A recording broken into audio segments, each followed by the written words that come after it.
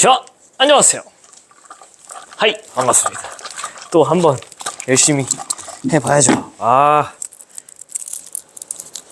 몇 강이더라 이거? 8강. 그쵸, 8강 할 차례죠. 8강. 그래서 목 좀 죽이면서 하겠습니다. 아유, 이야. 이 1번 같은 경우는 매우 중요한 그림이죠. 제가 개념에서도 여러분 말씀드렸지만 그 위도에 따른 증발량과 강수량 그리고 표층 연분 분포는 그래프의 개형만 보고서도 아셔야 된다라고 얘기를 했습니다. 그래서 딱 보면은 바로 아셔야 되는데 너무 둘이 비슷하게 생겨서 이거가 뭐가 뭔지 모르겠다 하시면 안 된다. 0에서 시작하는 듯한 요 그래프, 요 지금 제가 파란색으로 칠하고 있는 이 친구가 뭐라 그랬죠? 얘가 바로 증발량 빼기 강수량 그래프라고 했습니다. 왜 그러냐? 극지방이죠. 위도 여기 보시면은 거의 극지방에 가까운 지점에서는 증발량도 적고 강수량도 적어서 얘네들을 뺐을 때 거의 0에 수렴한다라고 이렇게 보시면 됩니다. 여기도 그렇고 저희 끝에도 그렇고. 근데 그렇기 때문에 이 축을 읽어주게 되는 거고요. 그리고 요 지금 빨간색으로 표시하게 돼 여기 보시면 얘는 표층 연분 값이니까 대충 한 35 정도를 중심으로 해서 이렇게 높은 데는 36까지, 낮은 데는 한 33까지 떨어지는 모습도 보여줍니다. 근데 특히 거의 다 개형이 지금 일치하지만 어느 부분이 안 맞죠? 양쪽 끝 한마디로 위도가 한 60도 넘어가는 60도가 넘어가는 요 지점들이 지금 문제가 되고 있죠. 뭔가 안 맞아 들어가요. 제 개념에서도 열심히 말씀드렸지만 기본적으로 저 표층 연분은 뭐를 따라간다? 증 빼기 강! 기억나셔야 되는데 증 빼기 강. 기본적으로 전체적으로 봤을 때 증발량 빼기 강수량 그래프, 요 그래프 사실 지금 보고 있는 건 요 그래프죠. 요 그래프인데 요 그래프에서 증발량 빼기 강수량이 거의 위도 60도 안쪽은 표층 연분과 유사하다. 하지만 극지방 같은 경우는 극지방으로 가면은 사실은 표층 연분이 감소하는 경향이 있는데 왜 그러냐면 빙하가 높거나 담수가 유입되거나 그렇기 때문입니다. 사실 증발량 빼기 강수량이 아니라 증발량과 강수량을 따로 찢어놓은 그래프도 여러분이 꼭 알고 있어야 되죠. 증발량은 적도가 제일 많겠네요. 뜨거우니까. 가 아니라고 했어요. 증발량은 위도 30도, 지금 점선. 여기가 제일 많고 오히려 적도 지방에서는 강수량이 더 많아요. 왜냐면은 겁나 뜨거우니까 아마존 열대우림 그런 것처럼 막 습한 기후가 이 적도 라인에 훨씬 많다. 오히려 사하라 사막 같이 30도 위도 같은 경우는 굉장히 증발이 많이 된다라고 말씀드렸었죠. 근데 여기서 조금 더 우리가 디테일하게 들어가야 될 포인트가 뭐였냐면 여기가 북반구인지 여기가 북반구인지를 알아야 되는데 뭐 어떤 차이가 있냐면 이 지점은 이 어긋나는 정도가 증발량 빼기 강수량보다 훨씬 더 표층 연분이 많이 감소하죠. 기억 쪽은 표층 연분이 많이 감소하는 지점이 극지방에서 이게 무슨 반구냐면 요게 북반구입니다. 요게 북반구. 이거는 기억을 하고 계셔야 돼요. 왜 그러냐면 빙하가 녹아서도 있지만 제가 아까 담수 유입 영향도 있다 그랬죠. 그러면은 기본적으로 이 지도를 보시면 이렇게 적도를 기준으로 싹 자른 다음에 이 북반구 쪽이랑 남반구 쪽 보시면 어디가 더 대륙이 많죠? 그치, 북반구 쪽이 대륙이 많죠. 그래서 똑같이 빙하량이 똑같이 녹는다 가정을 해도 이 대륙으로부터 들어오는 담수의 영향력은 사실 북반구 극지방이 더 큽니다. 물론 이거 말고도 고려할 게 너무 많긴 한데 일단 우리 교육과정에서는 이 정도만 얘기를 합시다. 그래서 답을 체크를 하면 A는 증 빼기 강이 아니고 지금 보시면 빨간색이죠. 표층 연분이 될 거고요. 기억은 북반구가 왼쪽이 그래서 북반구가 되는 게 맞고 고위도 지역 같은 경우에는 증 빼기 강이 커지면 표층 연분이 높아지지 않고 자기 맘대로 행동하는 경향이 이렇게 보이죠. 2번, 해수의 온도에 대해서 학생 ABC가 대화하는 모습. 표층 해수에 가장 큰 영향을 미치는 거는 기본적으로 태양 복사 에너지라고 했었죠. 저희도에는 많은 에너지가 들어오고 저희도는 에너지 과잉, 고위도는 에너지 부족. 그래서 그게 온도 변화를 일으킬 거고 가장 층상 구조가 뚜렷하게 나타나려면 심해층 같은 경우는 거의 변화가 없으니까 표층의 온도가 높아야 이렇게 층상 구조가 딱딱딱 잘 나오겠죠. 한마디로 저위도, 적도 부근이 제일 잘 보입니다. 수온약층 같은 경우는 안정하다는 특징이 있죠. 그래서 혼합층, 심해층, 위쪽에 있는 혼합층과 아래쪽에 있는 심해층의 물질과 에너지 이동 차단하는 거 잘 기억하고 계셔야 됩니다. 답은 3번. 자, 그림 가나는 어느 지역에 나타난 수온과 염분 분포를 각각 나타낸 건데 사실 수온과 염분인 거를 지워놔도 여러분이 아셔야 됩니다. 자, 이거 꼭 알고 계셔야 돼요. 3점짜리 풀 때 중요하니까. 수온은 뭐 여러분이 경험상 알고 있겠지만 깊이 내려가면 점점 어떻게 될까? 추우니까 수온은 기본적으로 떨어져요.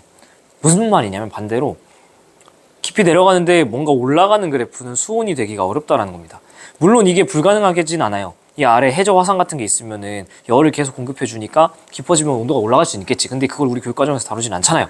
그래서 기본적으로 이렇게 수온 염분 그래프인데 뭔가 올라가는 녀석이 있다 그럼 이거는 염분으로 좀 의심을 해봐야 되지 않나 라고 생각을 하시면 되겠습니다. 아시겠죠? 뭐 어쨌든 간에 이 문제에서는 줬으니까 가보도록 하죠. 자, 혼합층의 두께는 비시기가 두껍냐라고 물어보고 있어요. 보이는 대로 하면 되죠. 혼합층 같은 경우는 깊이 내려가도 온도가 일정하게 유지되는 거죠. B의 혼합층은 이 정도 두께인데 A 같은 경우는 사실 조금만 내려가도 벌써 온도가 떨어지기 시작해서 혼합층을 찾기가 좀 어려운, 그래서 B가 더 두꺼운 거를 알 수 있습니다. B가 두껍다. 정답. 20m의 밀도는 A시기가 크냐? 그럼 시키는 대로 20m를 잘라봐요. 20m 싹 잘라보고 여기도 20m 싹 잘라보면은 밀도는 언제 커진다 그랬죠? 그치. 차자 기억나시죠? 차자. 차고 짤수록 온도는 낮고 염분은 높을수록 커집니다. 근데 지금 A시기에 대해서 물어보고 있으니까 A시기 같은 경우는 일단 수온이 높아요. 벌써 아닌 것 같죠? 그리고 염분은 거의 비슷해. 비슷. 그러니까 염분이 비슷한데 수온은 높기 때문에 밀도는 오히려 작다. 차자가 아니죠. 뜨겁기 때문에 밀도는 작아집니다. 표층의 수랑 깊이 120m 밀도 차는 A시기가 크냐라고 물어보고 있네요. 120m도 시킨 대로 잘라보면 되죠. 120m 슉 잘라보는데 표층의 수와의 비교를 하는 거예요. A시기 먼저 보여드리면 A시기는 지금 이 정도가 120에서 잡히는데 A시기에는 온도가 굉장히 표층이 높았어요. A시기는 마찬가지로 염분이 굉장히 낮았어요. 그러니까 지금 우리 120m에서 갖고 있는 어떤 수온과 염분값보다 차이가 좀 많이 나죠. 염분도 이만큼 차이 나고 뭐 수온도 이만큼 차이 나고. 근데 이에 비해서 B시기 같은 경우는 차이가 나긴 나. B시기는 제가 노란색으로 해드릴게요. B시기는 여기에요. 얘도 수온이 높긴 높은데 그 차이가 아까 저 A 때만큼보다는 차이가 덜 나죠. 차이가 좀 덜 나. 얘 같은 경우 염분 같은 경우도 B는 여기거든요. 표층에서. 그러니까 차이가 나긴 나는데 그 차이가 아까 요거보단 적게 나잖아요. 그러니까 차이가 더 심하게 나는 거는 A시기가 더 큰 겁니다. 맞죠? 아이고, 답은 5번. 4번. 그림 어느 해역에서 깊이에 따른 용존 이산화탄소량, 산소량 이거 순서 없이 이거 너무 많이 했다. 바로 나와야죠. 이거 저랑 너무 열심히 하셨던 거라서 요 용존 기체 요 부분 영상 꼼꼼하게 보고 오세요. 제가 여기서는 뭐 너무 딥하게 설명할 수는 없고요. 여기서 설명 다 했으니까 보고 오시는 거 추천드립니다. 표층에서 많았다가 감소했다가 증가하는 게 산소고 그 다음에 점점 늘어나는 게 이산화탄소고 이렇게 됩니다. 그리고 여기서 여러분이 조심하셔야 될 거는 용존 산소량 같은 경우는 요 축을 읽어줘야 되고요. 용존 이산화탄소량 같은 경우는 색깔도 맞춰드리면 요걸 읽어줘야 돼서 표층에서 산소가 많을까 이산화탄소가 많을까 하면 여러분이 대부분 산소가 오른쪽에 있네 산소가 많아요 하는데 사실 이 파란색 읽을 때는 요 축을 봐야 돼서 얘는 지금 거의 44만큼 표층에 있는 겁니다. 용존 이산화탄소량이 훨씬 많고 한마디로 그래프를 제대로 그리면은 여기 용존 산소량 이렇게 있고 저 뒤쪽에 용존 이산화탄소량이 이렇게 있는 거예요. 한 44쯤에서 시작하는. 근데 지금 그렇게 그리면은 그림이 너무 길어지니까 하나에 합쳐 놓은 거죠. 그래서 A는 용존 산소량이냐? 맞죠? 그리고 B는 0에서 10, 100 사이에는 A가 맞냐? 라고 물어보는데 이거 뻔하죠? 어떻게 하는 거냐면 0에서 100 사이 여기 보면 뭔가 빨간색 그래프가 더 오른쪽에 있으니까 얘가 더 많을 것 같은데 해서 틀렸다. 그렇게 봐서 제끼시는 분 틀린 겁니다. 사실 이 파란색 같은 경우는 이미 양이 엄청나게 많아. 한 44, 그 이상이 있기 때문에 B보다 A가 훨씬 더 많다라는 거는 여러분이 데이터로 B가 파란색이죠. A가 빨간색이고 빨간색이 파란색보다 훨씬 적은 겁니다. 그래서 땡. 깊이 3,000보다 깊은 곳에서 AB가 증가하고 있죠. 보시면은 3,000보다 깊은 데서 증가. 산소도 그렇고 이산화탄소도 그렇고 둘 다 잘 증가하고 있어요. 그 이유는 압력 증가라고 제가 말씀드렸죠. 조금 더 엄밀하게 가면은 압력 증가로 인해서 용해도가 커진다라는 얘기도 개념 때 드렸습니다. 차가운 사이다나 콜라 생각해보라고 말씀드렸죠. 차가우면은 거기에 더 많은 기체가 들어갈 수 있고 또 우리가 한마디로 온도가 낮으면 용해도가 커지고 또 우리가 딱 뜯을 때 칙 하면서 나오잖아요. 그 말은 안쪽이 지금 고압 상태로 돼 있고 칙 그 안에서 바깥으로 나온다는 건 바깥이 저압이라는 거죠. 그러니까 안쪽의 압력은 굉장히 높게 유지되고 있다는 거고요. 여기에 여러분 조금 더 머리 여유 되시면 용해도가 언제 커지냐면 염분이 낮아서 염분이 들어갈 자리조차 기체가 들어가면은 용해도가 더 커질 수 있겠죠. 그래서 용해도가 커질 수 있는 세팅 요 정도 지원 수준에서는 정리해놓고 외워주시는 게 좋습니다. 자, 5번 가겠습니다. 5번도 좀 재밌는 게 있죠. 디귿선지가. 뭐 대부분 틀리지는 않았을 것 같아요. 동일 경도상에 위치한 서로 다른 해역 ABC가 있는데요. 물리량을 나타낸 겁니다. 동일 경도니까 사방위표 이렇게 있고서 북반구지 남반구지면 모르겠지만은 그냥 북반구라 가정을 하고 동일 경도니까 이렇게 나란히 있는 거죠. 근데 수온이 얘가 제일 높고 그 다음 얘, 그 다음 얘니까 아마 별일 없으면 C, B, A 순으로 이렇게 위도가 높아지는 것 같습니다. 위도가 점점 높아진다 표현을 해놓고 그 다음에 염분 같은 경우는 뭐가 제일 짜냐면 얘가 제일 짜죠. 34점이니까 제일 온도가 낮고 차, 제일 짜. 그러니까 밀도는 얘가 제일 크겠죠. 대빵이야. 그리고 점점 그 저 아래로 가면 B, C로 가면 갈수록 온도는 증가하는데 염분은 감소해서 여기가 밀도가 제일 작을 거라는 생각. 그래서 밀도는 사실은 기니디순이겠죠. 그래서 니은이 바로 제껴지고 단위 면적당 입사하는 태양 복사 에너지량 얘는 어디서 많게해요? 저위도에서 에너지가 과잉되기 때문에 아래쪽 그 적도 부근에 있는 애들이 큽니다. 그러니까 고위도인 A 쪽에 있는 애는 당연히 에너지가 적게 들어와서 적다. 그죠? 실제로 수온도 굉장히 낮게 나타나고 있죠.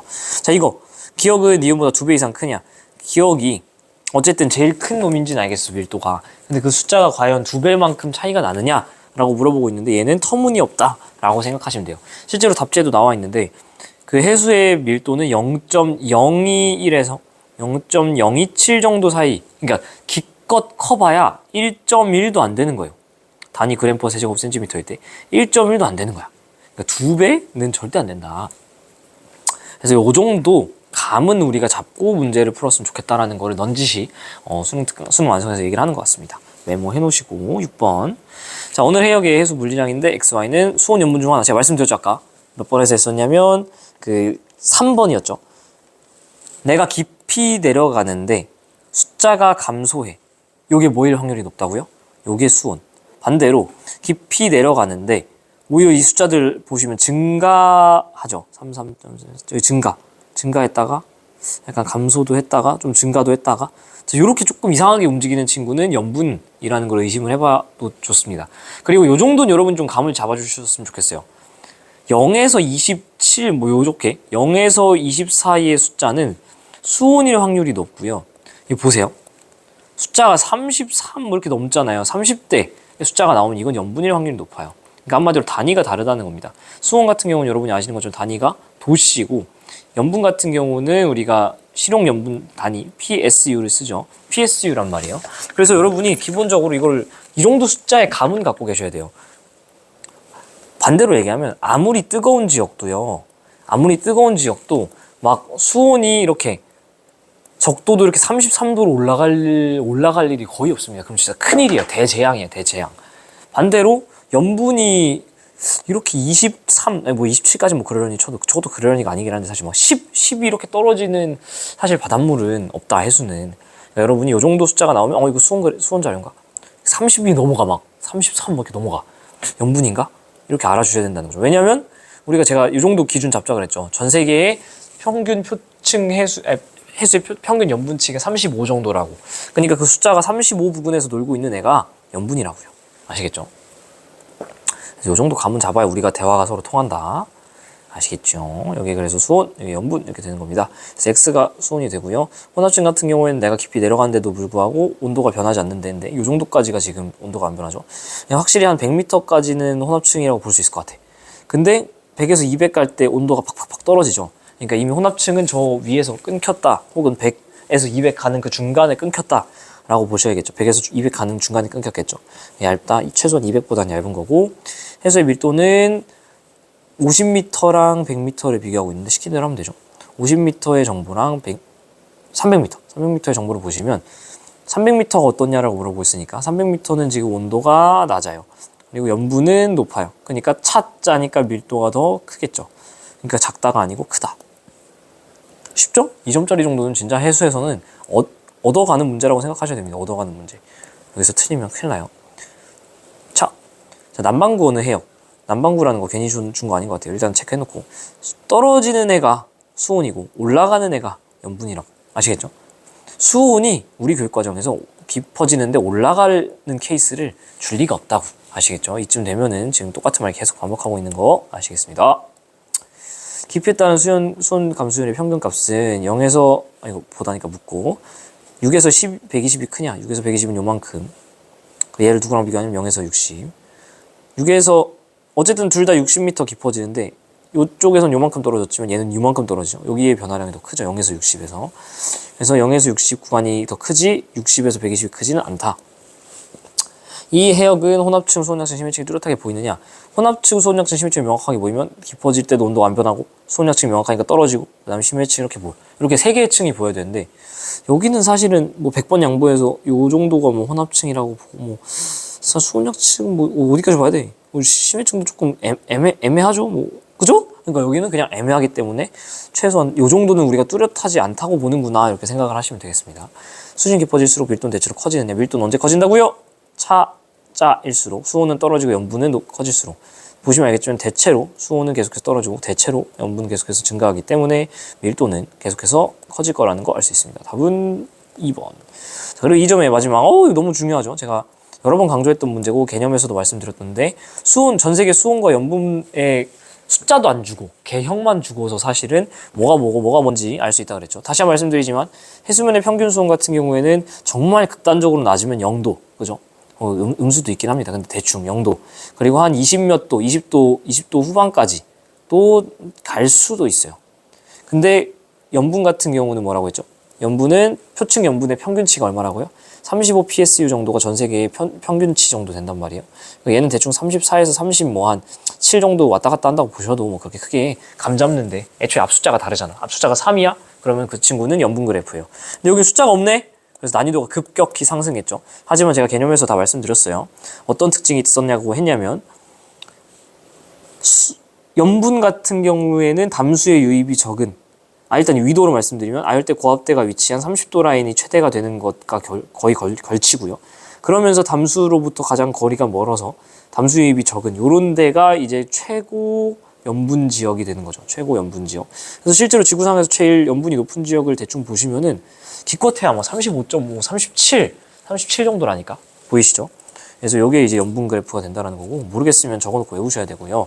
그다음에 그 수온 같은 경우에는 당연히 적도 라인이 가장 뜨겁겠죠. 왜냐면 에너지가 제일 많이 들어오니까. 근데 그 동일한 적도 라인 중에서도 우리가 엘니뇨 라니냐에서도 배웠지만은 무역풍이 따뜻한 해수를 계속해서 서쪽 연안에 처박아 놓기 때문에 이 서쪽 연안에 울렁이는 이 태평양도 그렇고 대서양도 그렇고 둘 다 서태평양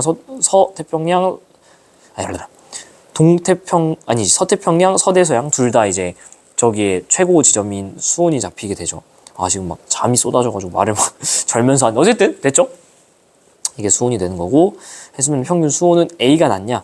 지금 A 같은 경우는 읽어주면 되는데 여기에 제일 높은 수온선이라고 했죠. 그러면은 요 A 지점 같은 경우는 하나 벗어난 거예요. 제일 높은 거에서 한 단계 벗어난 거라면 한 마이너스 1이라 칩시다. B는 하나, 둘, 세 선. 한 3선 더 가야 돼 거기서. 그러니까 마이너스 한 4선 되겠죠. 제일 높은 선에서. 그러니까 온도는 얘가 더 높은 거죠. 제일 높은 이 지구상에서 제일 높은 지점에 가장 근접 A가 B보다는 근접하니까. 그래서 A가 높다 이고 표층 염분은 C가 높네. 이것도 마찬가지로 제일 그 염분이 이 근방에서 높은 데가 중앙이라고 했는데 C는 한 두 번째 정도에 걸려요. 바로 한 줄만 넘어가도. 근데 B 같은 경우는 여기서 훨씬 더 여러분 책을 보세요. 선을 여러 개 지나가야 돼요. 하나, 둘, 뭐 세 번째 정도. 그래서 얘도 선이 세 번째, 네 번째에 걸리니까 오히려 C가 더 제일 높은 지점 근처에 있어서 높다가 맞다. 답은 4번. 이렇게. 자, 그래서 이렇게 2점짜리 풀어드렸고, 여러분이 요거에서 이제 건져갈 수 있는 거는, 뭔가 수온은 깊이가 깊어지는데 계속 떨어지는 거는 보통 수온이고, 올라가는 건 염분이구나. 요거 1번 그래프도 매우 중요하고 기출 많이 됐던 거니까 또 나와서 틀리면 안 되고, 이것도 뭐 뻔하게 맨날 나오는 그래프니까 4번 그래프도 틀리면 안 되고, 5번에서 우리가 좀 생소하지만 배워갈 거는 아무리 해수의 밀도가 커봤자 1.1도 못 넘는구나 봐주시면 되겠고, 여기도 뭐 우리가 아까 알았던 그거죠. 대충 수온과 염분이 어느 정도 숫자가 되는구나. 수온은 대충 0에서 20, 염분은 한 33에서 37. 그리고 이 개형만 보고서 수온과 염분 그래프 알아야 되는구나. 이 정도 연습하시는 거 매우 중요합니다. 자, 그래서 이 점 여기까지 하고 이어서 합시다.